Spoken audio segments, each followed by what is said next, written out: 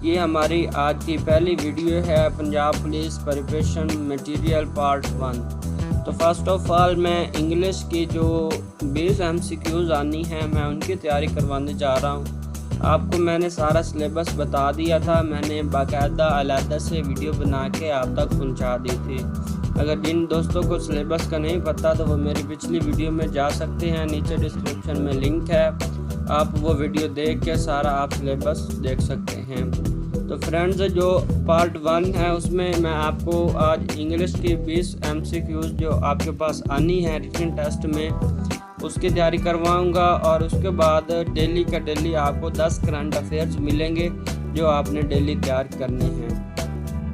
तो दोस्तों, जो इंग्लिश की 20 मरूजियाँ आनी हैं उसमें आपके पास करेक्ट फॉर्म ऑफ वर्ब होंगे, करेक्ट स्पेलिंग्स होंगे, करेक्ट ऑफ सेंटेंसेस होंगे।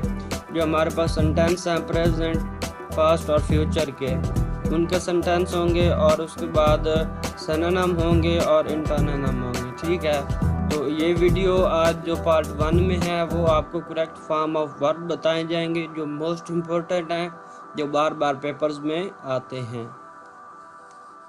तो आइए पार्ट 1 को हम शुरू कर लेते हैं। ये देखें आपके सामने फर्स्ट नंबर पे ऑब्जेक्टिव शो हो रही है, the clerks dash on strike since Monday. तो ये देखें, ये प्रेजेंट की बात हो रही है, सिंस मंडे की बात हो रही है, ये प्रेजेंट का फिक्र है। तो जो वर्ब आएगा वो भी आएगा प्रेजेंट का। प्रेजेंट का आपके पास वर्ब हैं इज एम आर। ठीक है, ये प्रेजेंट के वर्ब हैं, ये आपने याद रखने हैं। इज एम आर ये प्रेजेंट के वर्ब हैं। तो आपको फिक्रा जो है वो नज़र आ रहा है, वो प्रेजेंट का है। The clerks dash on strike since Monday. देखिए क्लर्क्स आपके पास जमा में आ रहा है, तो जो आपके पास हेल्पिंग वर्ब होगा वो भी प्लूरल आएगा। तो फर्स्ट का जो आंसर है वो आपके पास होगा B, the clerks are on strike since Monday. ठीक है, उसके बाद नेक्स्ट जो नंबर 2 पे ऑब्जेक्टिव है, ये तो आप सबको पता होगा, ये मशहूर मकूला है, unless you hard work you can not pass. इसका जो आप सबको पता है इसका वर्क आएगा, unless you hard work you can not pass. ठीक है, तो दोस्तों ये मोस्ट इम्पोर्टेंट ऑब्जेक्टिव हैं जो पेपर में रिपीटेड होती हैं, तो मैंने ये अलहदा से लिख के आप तक पहुंचा दिए हैं ताकि आपको स्क्रीन पर सही नज़र आए। तो देख लेते हैं नंबर 3 में क्या आएगा। नंबर 3 में है she fill in the blanks question by her teacher. तो इसका जो करेक्ट आंसर आपके पास होगा वो होगा शी वाज आस्क्ड। ठीक है, कि उसने अपने टीचर से एक सवाल पूछा था। तो इसका जो आपके पास करेक्ट आंसर होगा वो वाज आस्क्ड होगा सी। ठीक है, जिस MCQs की समझ ना आए या आपको कोई कन्फ्यूजन हो या लगे कि ये मैं रॉन्ग बता रहा हूँ तो आपने मुझे कमेंट में लाजमी बताना है। ठीक है, ये मैंने काफ़ी रिसर्च के बाद ये इनके सारे करेक्ट आंसर बताए हैं। मैं भी इंसान हूँ, मुझसे गलती हो सकती है, लेकिन उम्मीद है 99.5% ये बिल्कुल करेक्ट होंगे। अगर आपको कोई कन्फ्यूजन है, कोई गलती नज़र आती है तो मुझे कमेंट बॉक्स में ज़रूर बताइएगा। ठीक है, नंबर 4 पे जो हमारे पास ऑब्जेक्टिव है, he fill in the blanks in a quiz competition next week. ठीक है, वो हमें कह रहा है कि आप देख लें कि फिक्रे के एंड पे आ रहा है कि नेक्स्ट वीक, ये फ्यूचर की बात हो रही है। ठीक है, फ्यूचर आप देख लें, फ्यूचर का एक ही आपके पास जो ऑब्जेक्टिव खड़ी है, तो आपने सोचना नहीं है, बिल्कुल आपने विल पार्टिसिपेट लगा देना। ठीक है, आपको साफ साफ नज़र आ रहा है कि फ्यूचर की बात हो रही है। He dash in a quiz competition next week, ये फिक्र इस तरह कंप्लीट होगा, he will participate in a quiz competition next week, कि वो अगले हफ्ते इस कंपटीशन में पार्टिसिपेट मतलब हिस्सा लेगा। तो फ्यूचर की बात हो रही है तो विल पार्टिसिपेट आएगा। ठीक है, उसके बाद नंबर 5 पे आपके स्क्रीन पे ऑब्जेक्टिव नज़र आ रही है, वो कह रहा है they fill in the blanks here a few month ago. तो ये देख लें आपके पास फ्यू मंथ अगो चंद महीने पहले या गुज़िश्ता मंथ, आपके पास जो पास्ट की बात हो रही है तो यहाँ पे सेकंड फॉर्म यूज़ होगी। ये आपके पास पास्ट इंडेफिनिट का जो है ये फ़िक्रा है, सेंटेंस है, तो वहाँ पे आपके पास सेकंड फॉर्म यूज़ होती है। तो काम की जो सेकंड फॉर्म है वो केम है, तो आपके पास केम आएगा। ठीक है, ये आपके पास 5 ऑब्जेक्टिव्स सॉल्व हो चुकी हैं। ठीक है, अब नंबर 6 पे चलते हैं।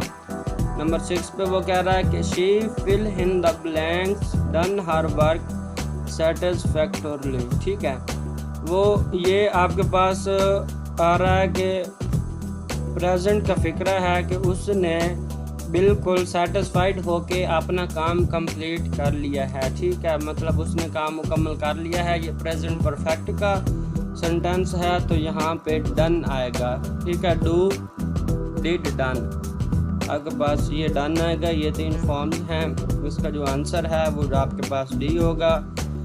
तो फ्रेंड्स, ये जो सारे सेंटेंस आपके स्क्रीन पे शो हो रहे हैं ये सिर्फ और सिर्फ प्रैक्टिस के लिए हैं। आप प्रैक्टिस करते रहें, क्योंकि जितनी आप ज़्यादा प्रैक्टिस करेंगे उतना आपके लिए बेनिफिट होगा। हो सकता है कि इनमें से ही ऑब्जेक्टिव आ जाएं, हो सकता है बाहर से भी आ सकती हैं। ठीक है, इनका कोई पता नहीं चलता। अगर आप प्रैक्टिस करते रहेंगे तो आप बिल्कुल ईज़िली कर सकते हैं। तो नंबर 7 पे चलते हैं। वो कह रहा है कि when you came in I fill in the blanks a letter। ठीक है, वो कह रहा है कि when you came in, जब आप अंदर आए, I dash a letter। ये देख लें आप, कॉमन आप इस तरह फिक्रा ले लें कि जब आप अंदर आए मैं लेटर लिख रहा था। इस तरह तो आप नहीं कह सकते कि जब आप अंदर आए मैं लेटर लिख रहा हूँ या लिख रहा हूँगा। जब आप अंदर आए तो मैं लेटर लिख रहा था, तो आपके पास आएगा आई वॉज राइटिंग। तो इसका जो करेक्ट ऑप्शन होगा वो बी होगा। ठीक है, ये बिल्कुल आसान ऑब्जेक्टिव हैं। थोड़ा सा आपने इन्हें टाइम देना है और केयरफुली रीड करना है। आप इजीली इन्हें कर सकते हैं, क्योंकि मोस्टली जो लोग होते हैं वो इंग्लिश में से रह जाते हैं, उन्हें इंग्लिश नहीं आती। ठीक है, अब नंबर 8 पे चलते हैं कि when he saw me I dash to college। when he saw me, जब उसने मुझे देखा मैं कॉलेज जा रहा था। ये देखें, उसी तरह का फिक्रा आ गया है कि जब उसने मुझे देखा मैं कॉलेज जा रहा हूँ। इस तरह भी नहीं हो सकता, जा रहा हूँगा, इस तरह भी नहीं हो सकता। तो when he saw me, जब उसने मुझे देखा, I was going to college, मैं कॉलेज जा रहा था। ठीक है, इसका जो करेक्ट ऑप्शन है वो आपके पास डी आएगा। तो बहुत ही आसान ऑब्जेक्टिव हैं। अगर आपको PDF में चाहिए तो आप ज़रूर ले सकते हैं। मैं बिल्कुल इनकी PDF भी बना रहा हूँ, तो आप मुझे मैसेज करके PDF ऑब्जेक्टिव ले सकते हैं। नंबर 9 पे चलते हैं। I fill in the blanks you for a long time. ये देखें, लॉन्ग टाइम के मैंने काफ़ी अरसे से, नीचे सीन है मतलब नहीं देखा, तो ये पास्ट में ही बात आ जाती है। तो पास्ट में आपके पास इसका जो करेक्ट ऑप्शन होगा वो ए होगा। I did not see you for a long time, मैंने काफ़ी अरसे से आपको नहीं देखा। आपने फर्स्ट ऑफ ऑल जो सेंटेंस हैं उनके रूल्स आपने रीड करने हैं। रीड करने के बाद आप इजीली ये जो करेक्ट फॉर्म ऑफ वर्ब हैं ये आप इजीली कर सकते हैं। ठीक है, उसके बाद नंबर 10 पे चलते हैं कि they dash here a month ago. ये देखें, फिर वो पिछले मंथ की बात आ गई है, तो दूसरी फॉर्म यूज़ होगी दे केम हेयर अ मंथ अगो। ठीक है, ये थी आज की 10 ऑब्जेक्टिव इंग्लिश की जो आप तक पहुंचा दी हैं। ये बिल्कुल इजी हैं, मैंने 1 बाय 1 रीड करके आपको समझाई भी हैं और करेक्ट ऑप्शन बताए हैं। उसके बाद अगर आपको PDF चाहिए तो आप मुझे मैसेज करके PDF ले सकते हैं। आपको नीचे डिस्क्रिप्शन में व्हाट्सएप ग्रुप का लिंक मिलेगा, आप वो हमारा ग्रुप ज्वाइन कर सकते हैं। तो इसके बाद मैं अब आपको अगली नेक्स्ट जो 10 MCQs हैं वो करंट अफेयर्स के मुताल्लिक़ पहुँचा दूँगा। ठीक है, तो आपको वीडियो उम्मीद है पसंद आई होगी। शुक्रिया, अल्लाह हाफिज़।